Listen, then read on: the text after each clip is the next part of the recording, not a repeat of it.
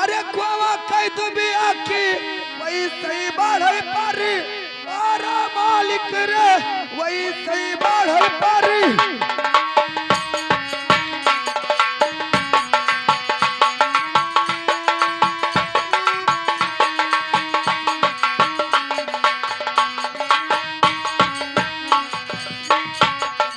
ये जैसे बाढ़े रे कुआवा कई दुबिया की वही सही बाढ़े पारे पारा मालिक रे वही सही बाढ़े पारे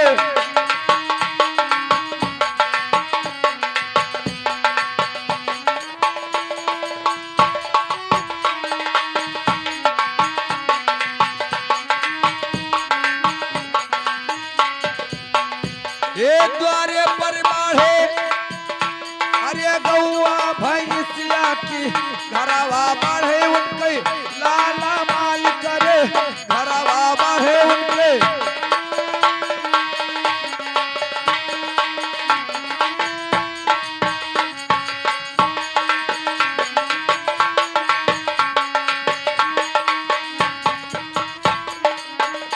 हेलो अरे पार्वती अरे पार्वती रे शिव का पूजई चली है गौरा पार्वती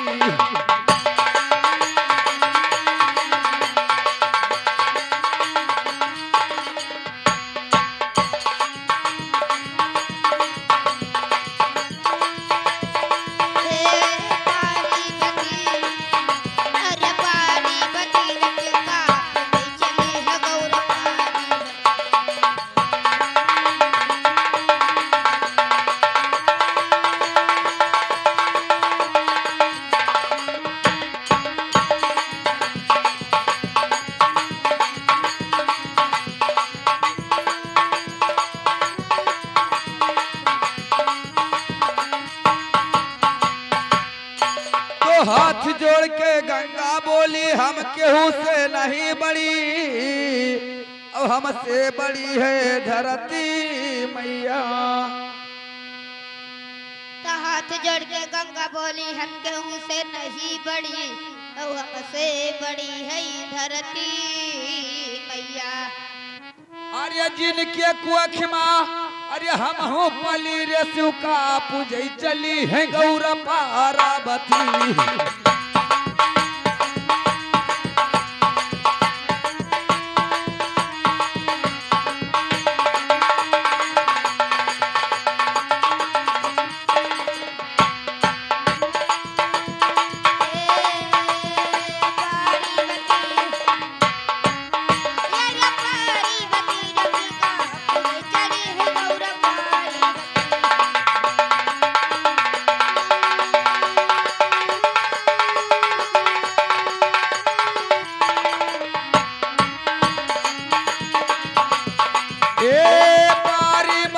अरे पार्वती रे शिव का पूजई चली है गौरा पार्वती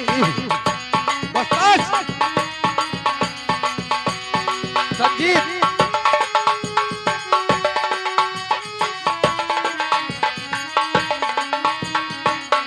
क्या बात है शिव का पूजई चली है गौरा पार्वती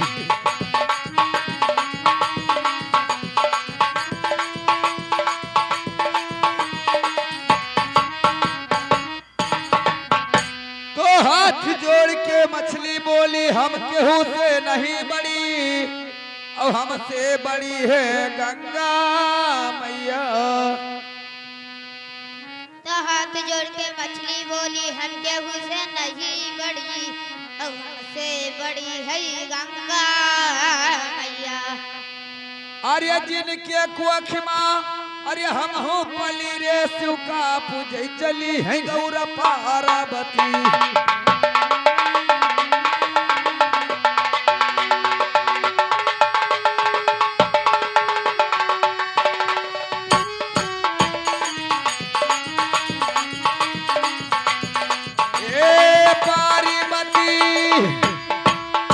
पार्वती रे शिव का पूजई चली है गौरा पार्वती क्या बात है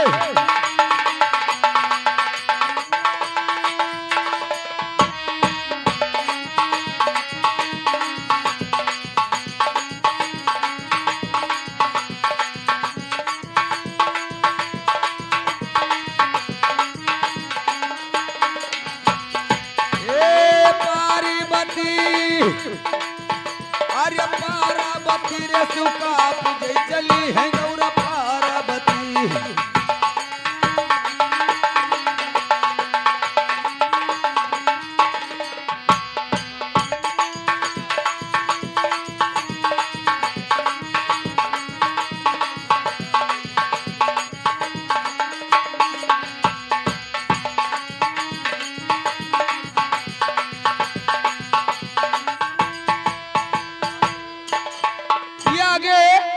ये हमारे शिवसाद यादव भैया